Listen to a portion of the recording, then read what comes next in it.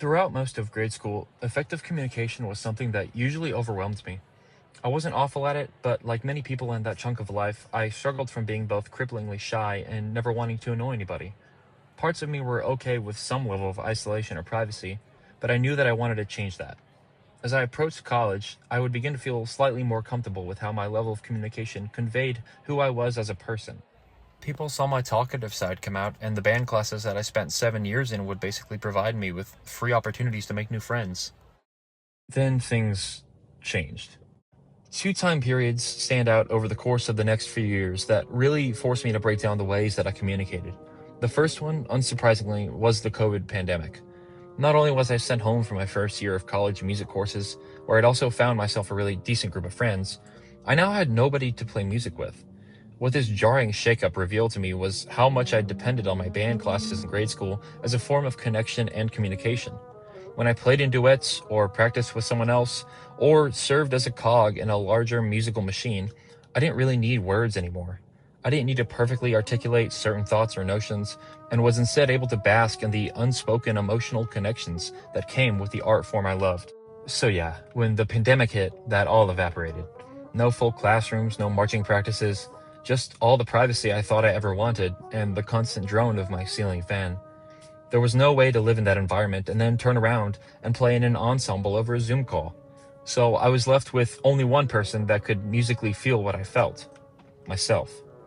From this, as well as other general aspects of life, I slowly accepted that I don't always need someone to hear my thoughts. My voice didn't matter as much as I thought it did. Not in the sense that my thoughts and opinions were useless to others, but instead that my voice wasn't something that I should have felt obligated to magnify if I didn't really want to.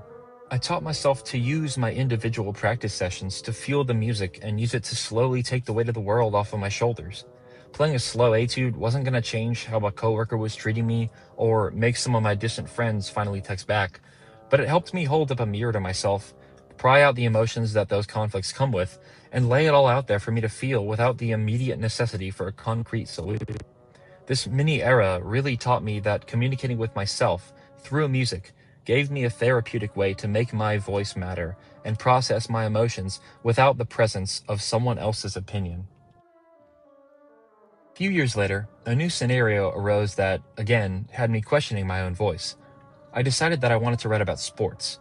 I've been debating about whether to start that endeavor for a long time, having also considered starting a podcast or just some other form of content creation to serve as an outlet for my thoughts on football or baseball. During this consideration process, I became conflicted with which direction to go, mainly because I didn't know if any of it actually suited my way of communicating. To this day, I frequently listen to video essays or podcasters riff about sports and carry out long bits and that sort of thing. When I briefly tried to go down the visual and oral route, I realized I simply couldn't stop cringing at myself due to the way I was subconsciously trying to emulate all of the podcasts I'd been listening to.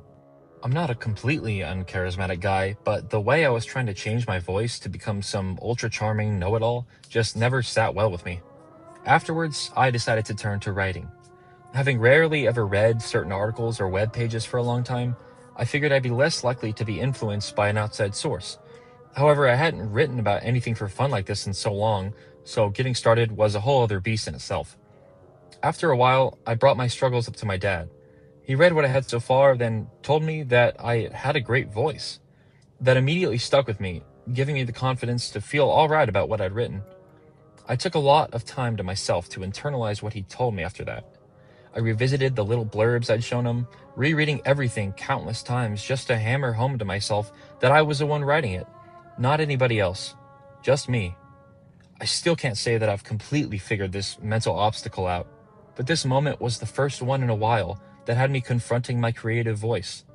I learned that I didn't need to sound like anybody else, especially due to the apparent need to stand out in an industry like sports journalism. I just needed to be comfortable in how I sounded and how I was communicating. If I could do that, it would mean that I'd found my voice.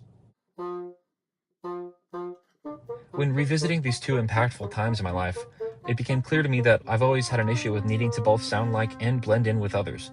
My childhood and teenage years did not leave me with much conviction in my own voice, but I'm certainly proud of myself for even being able to pinpoint the moments in which I began to remedy that. Whether it's through music or through a hard look at my writing, I think I now know how to continue to create a confident and vulnerable voice for myself.